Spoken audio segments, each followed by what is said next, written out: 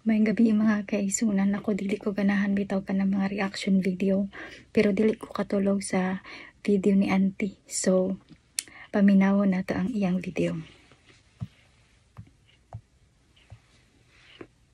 Ang Ginoo nagpahimo og rebolto. Ang Katoliko adunay po'y rebolto. Nganong mga suko man mo? Basulan ninyo ang Ginoo. May tama ka. May tama ka. So ingon si auntie nga ang Ginoo ko no nagpahimo nagrebulto. Auntie, pagbasa sa Biblia usa ka mag-react ha. So asa ka mabasa sa Biblia nga ingon siya nga ang Ginoo nagpahimo rebulto. So ngani diri sa Deuteronomio 5 kung basahon nato sa verse 7 nag-ingon siya, syempre dili gusto sa Ginoo nga nga simbahon nato ang mga Dios kaysa pagsimba sa atong Dios, right? So og ato basahon sa Deuteronomio 5 verse 7 pangadtog 11, ayaw ka mo pagsimba og laing Dios, gawas ka nako. Ayaw ka mo paghimo og mga Dios sa dagway sa bisan unsa nga anaa sa langit o sa yuta o sa tubig. Ayaw gayud ninyo kiniyok buhi o simbaha, kay ako ang Ginoo nga inyong Dios abugoan. Dili ako gusto nga may lain kamong simbahon. Silutan ko ang mga nakasala kanako, pilang ilang mga kaliwat hangtod sa ikatulo gikaupat ka henerasyon nga nagasalikway kanako.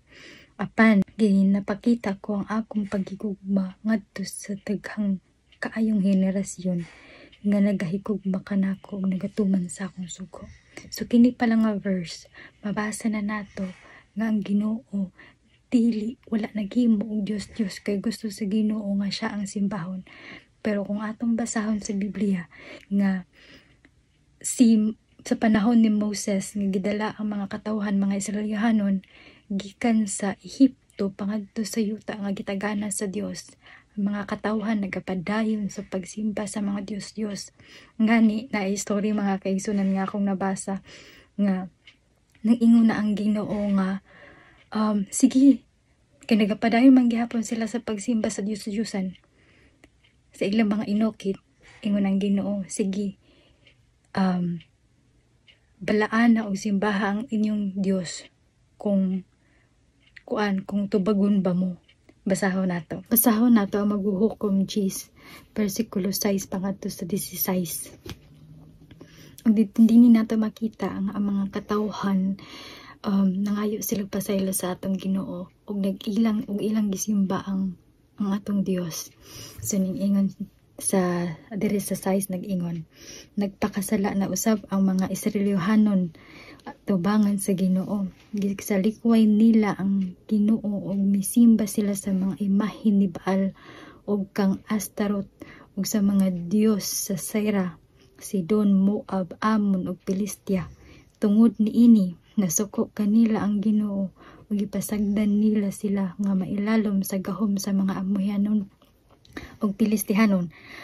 Ug sulod sa 18 ka tuig gipaantos nila ang tanang mga Israelihanon nga atua sa dapit sa mga Amorehanon nga sa Ilyad sa sidlakan bahin sa suba sa Jordan. Gitabok usab ang mga Amorehanon sa kasadpang bahin sa suba sa Jordan ug nakingkera sa mga tribo ni Juda, ni Benjamin ug ni Ephraim.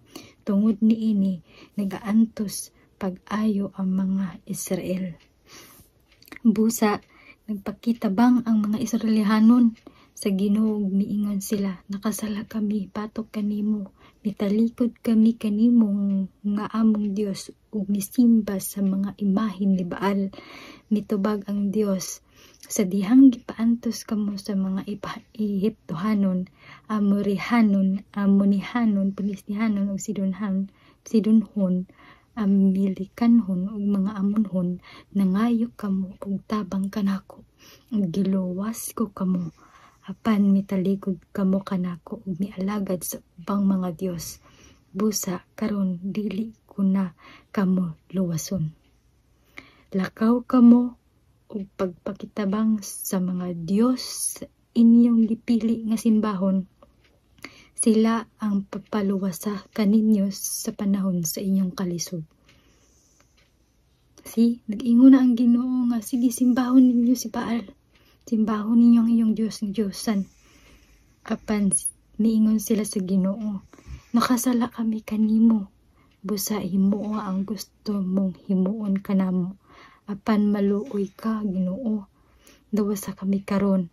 Unya gisalikway nilang ilang mga Dios. Ug mialagad pag-usab sa Ginoo. Sa kadugayan, wala na makaagwanta ang Ginoo sa pagtan-aw sa ilang kalisod ug gikaloy-an niya sila. Inaana ka maluluyon ang atong Dios. Kita mga katawhan na atay free will of choice kung unsang atong pilion. So kung gusto ba ta mag-alagad sa mga Dios, mga santo sa mga atong simbahon, o mag-alagad ta sa atong Ginoo nga naa sa langit, tagaan tag free will of choice kung sa atong pilion. Pero ang Ginoo maluluyon gayud once nga mangayo tagtabang sa iya. Ang Ginoo magatubag sa atong mga pag-ampo. Ang Ginoo magagiya ka nato kung unsa ang maayong buhaton. And one of the best nga atong buhaton is ato basahon ang Biblia. Ug maugod na ang pinaka-importante natong buhaton, pinakauna natong buhaton is to read our Bible, atong Biblia, para ato masuod ang Ginoo. O dito na nato mahimutang nanay ta pagsalig sa iya. And that's all. Thank you.